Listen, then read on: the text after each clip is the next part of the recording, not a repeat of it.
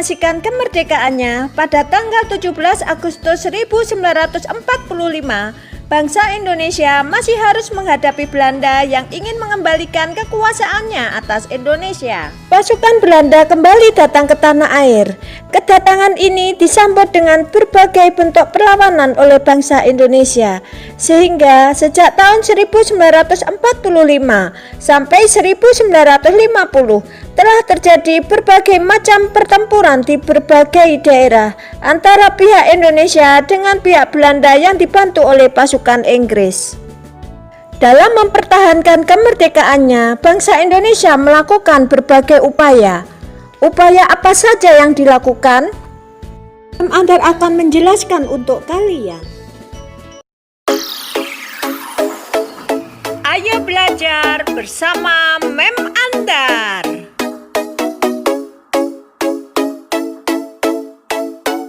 Salam Indonesia pintar.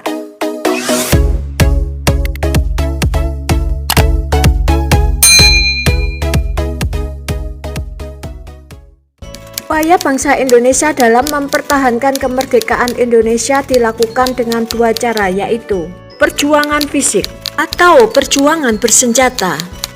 Contohnya, insiden Hotel Yamato, pertempuran Surabaya, pertempuran 5 hari di Semarang, pertempuran Ambarawa, Bandung Lautan Api, pertempuran Medan Area, pertempuran Puputan Margarana, agresi militer Belanda 1 dan 2. 2. Cara diplomasi. Contohnya perundingan Linggarjati, Renville, Rumroyen, konferensi meja bundar. Perjuangan secara fisik untuk mempertahankan kemerdekaan. Insiden Hotel Yamato terjadi pada tanggal 19 September 1945 di Hotel Yamato, Surabaya. Insiden ini diawali oleh tindakan beberapa orang Belanda yang mengibarkan bendera Belanda di tiang bendera Hotel Yamato. Tindakan tersebut menimbulkan kemarahan rakyat Surabaya. Mereka mendatangi hotel itu dan berusaha menurunkan bendera tersebut. Akhirnya, bendera Belanda berhasil diturunkan dan bagian bendera yang berwarna biru dirobek. Kemudian bendera dikibarkan kembali sebagai bendera Indonesia. Pengibaran bendera merah putih diiringi pekik merdeka. Pertempuran Surabaya. Pada tanggal 25 Oktober 1945, sekutu mendarat di Surabaya dipimpin oleh Brigadir Jenderal Malabi. Tanggal 27 sampai 30 Oktober 1945 terjadi kontak senjata antara pemuda Indonesia dengan pasukan Inggris. Dalam pertempuran ini, pasukan Inggris dapat dipukul mundur. Bahkan puncak dari pertempuran tersebut adalah terbunuhnya pemimpin pasukan Inggris Brigadir Jenderal Malabi.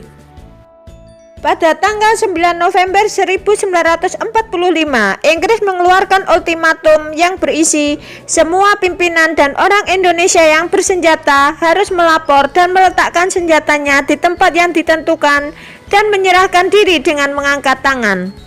Namun ultimatum tersebut ditolak oleh pihak Indonesia.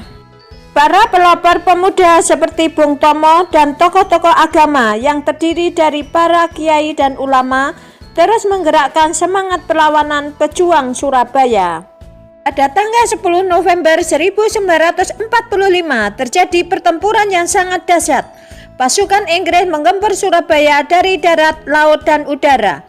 Peristiwa 10 November ini diperingati sebagai Hari Pahlawan. Pertempuran 5 hari di Semarang. Penyebab terjadinya pertempuran. Pada tanggal 14 Oktober 1945 tersiar kabar bahwa Jepang telah meracuni cadangan air minum di Candi Semarang. Dr. Karyadi selaku Kepala Laboratorium Pusat Rumah Sakit Rakyat memberanikan diri untuk memeriksa air minum tersebut. Dr. Karyadi ditemukan tewas tertembak. Orang menduga pelakunya adalah tentara Jepang. tanggal 15 sampai 20 Oktober 1945 terjadilah pertempuran antara pasukan Jepang dengan Tentara Keamanan Rakyat yang dibantu oleh Barisan Pemuda. Korban banyak berjatuhan dari kedua belah pihak. Pertempuran berakhir setelah terjadi perundingan antara pihak Indonesia yang diwakili oleh Kasman Singodimedjo dan Mester Sartono dan pihak Jepang yang diwakili oleh Letnan Kolonel Nomura.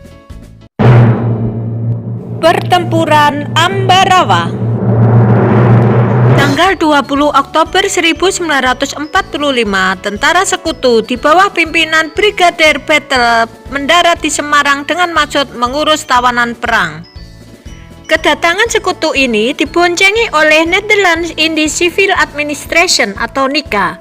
Namun, ketika pasukan sekutu dan NICA telah sampai di Ambarawa dan Magelang untuk membebaskan para tawanan tentara Belanda, para tawanan tersebut justru dipersenjatai sehingga menimbulkan kemarahan pihak Indonesia. Tanggal 26 Oktober 1945 di kota Magelang terjadi pertempuran antara pasukan Tentara Keamanan Rakyat dengan pasukan gabungan Inggris dan NICA. Insiden tersebut terhenti setelah Soekarno dan Brigadir Battle melakukan perundingan dan memperoleh kata sepakat. Namun ternyata pihak sekutu mengingkari janji. Pada tanggal 12 Desember 1945, pertempuran berkobar di Ambarawa. Kolonel Sudirman langsung memimpin pasukannya yang menggunakan taktik gelar supit urang atau pengepungan rangkap dari kedua sisi sehingga musuh benar-benar terkurung. Setelah bertempur selama 4 hari, pada tanggal 15 Desember 1945 pertempuran berakhir. Indonesia berhasil merebut Ambarawa dan sekutu dibuat mundur. Kemenangan ini diperoleh berkat kerjasama dari seluruh rakyat di Ambarawa. Kemenangan pertempuran ini kini diabadikan dengan didirikannya Monumen Palagan Ambarawa dan diperingati sebagai Hari Jadi TNI Angkatan Darat atau Hari Juang Kartika. Bandung Lautan Api. Peristiwa Bandung Lautan Api adalah peristiwa kebakaran besar yang terjadi di kota Bandung pada tanggal 23 Maret 1946. Dalam waktu 7 jam, sekitar 200.000 penduduk Bandung membakar rumah mereka. Mereka meninggalkan kota menuju pegunungan di daerah selatan Bandung. Hal ini dilakukan untuk mencegah tentara sekutu dan tentara NICA Belanda untuk dapat menggunakan kota Bandung sebagai markas strategis militer dalam Perang Kemerdekaan Indonesia. Karena kejadian tersebut, tentara Inggris merasa tidak terima dan mulai menyerang sehingga pertempuran sengit terjadi. Pertempuran yang paling besar terjadi di desa Dayakolot, di mana terdapat gudang amunisi besar milik tentara sekutu. Dalam pertempuran ini, Muhammad Toha dan Ramdan, dua anggota milisi Barisan Rakyat Indonesia, terjun dalam misi untuk menghancurkan gudang amunisi tersebut. Muhammad Toha berhasil meledakkan gudang tersebut. Pertempuran Medan Area. Tentara sekutu yang diboncengi NICA, pimpinan Brigjen T.E.D. Kelly, mendarat di Medan pada tanggal 9 Oktober 1945.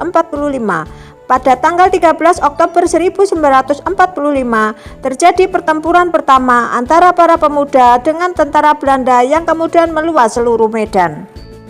Tanggal 18 Oktober 1945, tentara sekutu mengeluarkan maklumat yang melarang rakyat membawa senjata dan semua senjata yang ada harus diserahkan kepada tentara sekutu.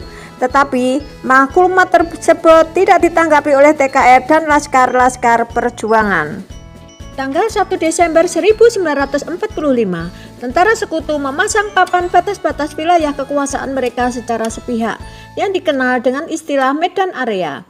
Pada tanggal 10 Desember 1945, tentara sekutu melancarkan serangan besar-besaran. Hampir seluruh daerah Medan dijadikan sasaran. Serangan itu mendapat perlawanan dari TKR dan laskar-laskar perjuangan sehingga meletuslah peristiwa pertempuran Medan Area. Puputan Margarana. Pada tanggal 2 dan 3 Maret 1946, Belanda mendaratkan tentaranya kurang lebih 2.000 orang disertai tokoh-tokoh yang bersedia bekerja sama dengan Belanda di Bali. Letnan Kolonel I Gusti Ngurah Rai diajak bekerja sama dengan Belanda, akan tetapi ajakan itu ditolak. Pada tanggal 18 November 1946, Ngurah Rai mulai menyerang kedudukan Belanda di daerah Tabanan. Satu detasemen polisi lengkap dengan senjatanya berhasil dilumpuhkan. Untuk menghadapi kekuatan pasukan I Gusti Ngurah Rai, Belanda mengerahkan seluruh kekuatan pasukan yang ada di Bali dan Lombok, yang akhirnya pasukan I Gusti Ngurah Rai dapat dikalahkan dalam pertempuran Puputan. Puputan artinya perlawanan sampai titik darah penghabisan. Terjadi di Margarana sebelah utara Tabanan. Peristiwa tersebut kemudian dikenal sebagai Puputan Margarana. Perjuangan mempertahankan kemerdekaan dengan diplomasi atau perundingan.